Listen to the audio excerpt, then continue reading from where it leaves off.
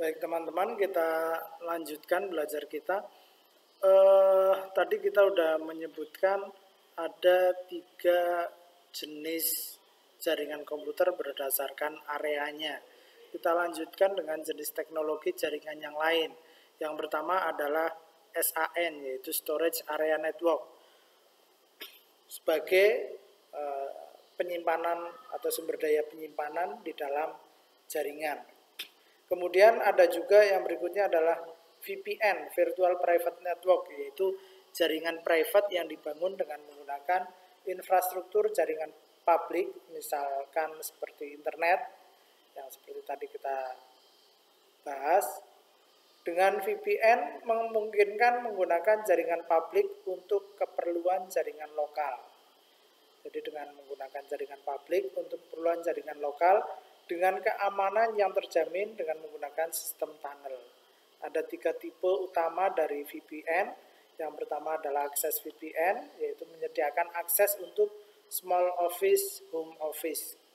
Kemudian ada intranet VPN, ini ditujukan untuk koneksi internal office, digunakan sebagai remote office. Yang berikutnya adalah extranet VPN, ini didedikasikan untuk koneksi antara internal network dengan partner bisnis yang dipercaya. Kemudian berikutnya kebutuhan koneksi internet. Kalau dulu untuk koneksi internet maka kita perlu menghubungkan, biasanya itu menggunakan telepon, jaringan telepon, kemudian dihubungkan ke modem. Nah, PC kita itu dikoneksikan dengan modem. Kalau sekarang modemnya bisa menggunakan smartphone dengan cara tethering. Karena smartphone kita itu sudah kebanyakan itu sudah terkoneksi dengan internet.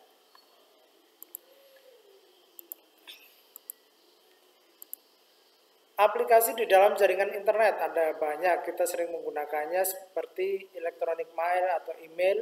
Ini kita sering menggunakan misalkan dengan penyedia Gmail ataupun dari Microsoft itu ada Hotmail, ada Outlook Mail. Yang berikutnya adalah web.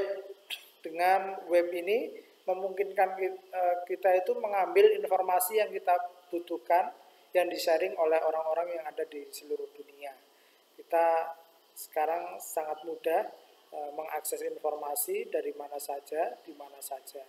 Bisa saja sambil tiduran misalkan di dalam rumah. Kemudian electronic conference sekarang juga sudah sangat biasa, orang itu melakukan video call dengan keluarganya, dengan temannya, dengan saudaranya, memungkinkan melakukan komunikasi jarak jauh, misalkan rapat dengan kolega ataupun saudara yang ada dimanapun. Kemudian file transfer, ini kita bisa melakukan pengiriman file, misalkan menggunakan semacam WinSCP dan sebagainya. Kemudian remote komputer, kita bisa menjalankan komputer yang ada di tempat lain jarak jauh. Yang berikutnya, nah ini contoh dari web, kita bisa mengakses informasi, mencari informasi apa saja di Google dengan sangat mudahnya. Ini kita bisa mengakses email dengan mail client yang kita sukai.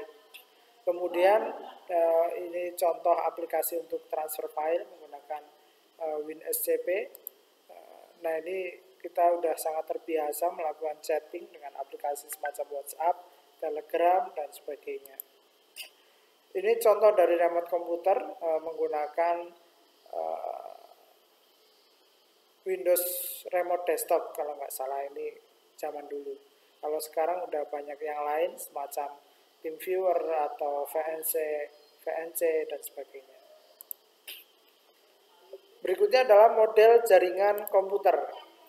Ada beberapa model yang biasanya dikenal dengan istilah topologi di dalam jaringan komputer. Ini pembagian jaringan komputer berdasarkan modelnya atau topologinya. Yang pertama adalah model koneksi bus. Ini biasanya disebut sebagai topologi bus. Pada topologi ini hanya menggunakan kabel tunggal dan semua komputer terhubung dengannya. Ya, karena satu kabel dipakai secara bersamaan, makanya ketika banyak PC yang menggunakan, maka biasanya akan menjadi semakin cepat lambat. Kemudian juga ketika ada satu komputer terputus dari jaringan, kemungkinannya ada bagian dari kabel itu yang terputus, maka semua komputer di dalam jaringan itu tidak bisa saling terkoneksi karena hanya menggunakan satu kabel. Yang berikutnya adalah topologi atau koneksi star, biasa disebut topologi star. Semua komputer terhubung ke suatu titik pusat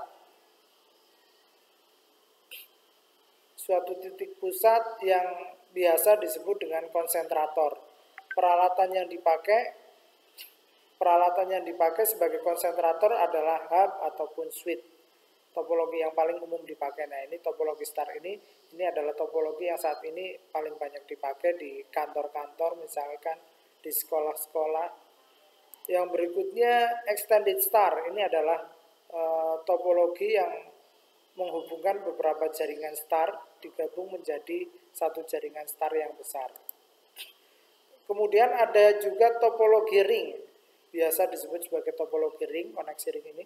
Satu komputer terkoneksi ke komputer berikutnya sampai terakhir dan kembali ke komputer pertama.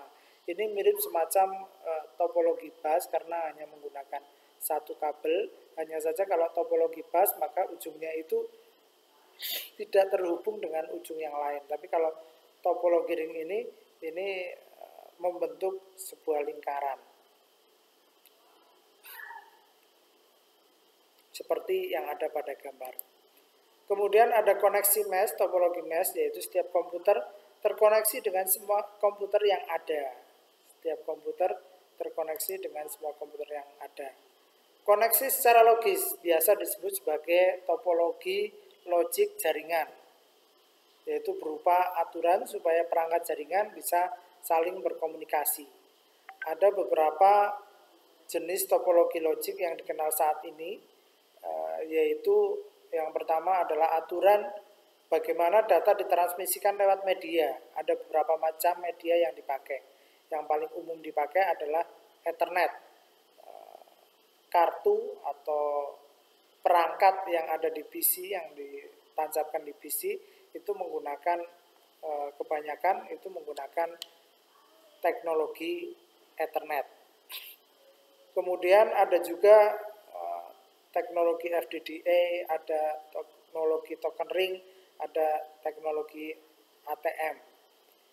Silakan nanti dicari informasinya apa itu FDDI, token ring, dan apa itu ATM.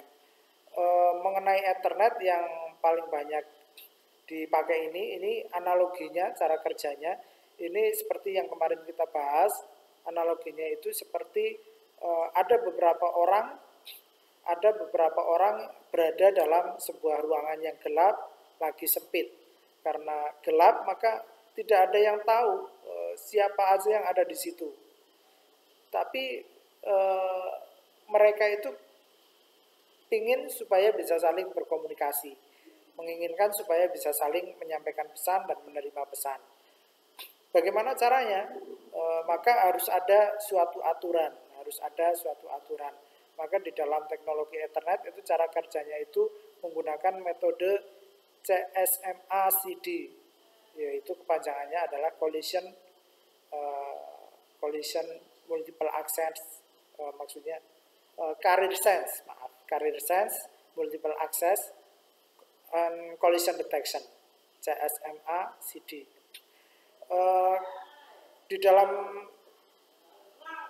CSMA-CD ini analoginya tadi, masing-masing orang dalam ruangan itu bisa membawa pesan, carrier sense, bisa membawa pesan, kemudian bisa mengakses informasi yang dikirimkan oleh orang lain atau mendengarkan pesan yang disampaikan oleh orang lain, itu bisa multiple access. Kemudian collision detection, ada mekanisme untuk mendeteksi adanya tabrakan. Jadi ketika masing-masing mau menyampaikan pesannya secara bersamaan, maka yang lain akan mendengarnya. Jadi ketika misalkan saya mau bicara, ternyata ada suara yang lain yang berbeda, maka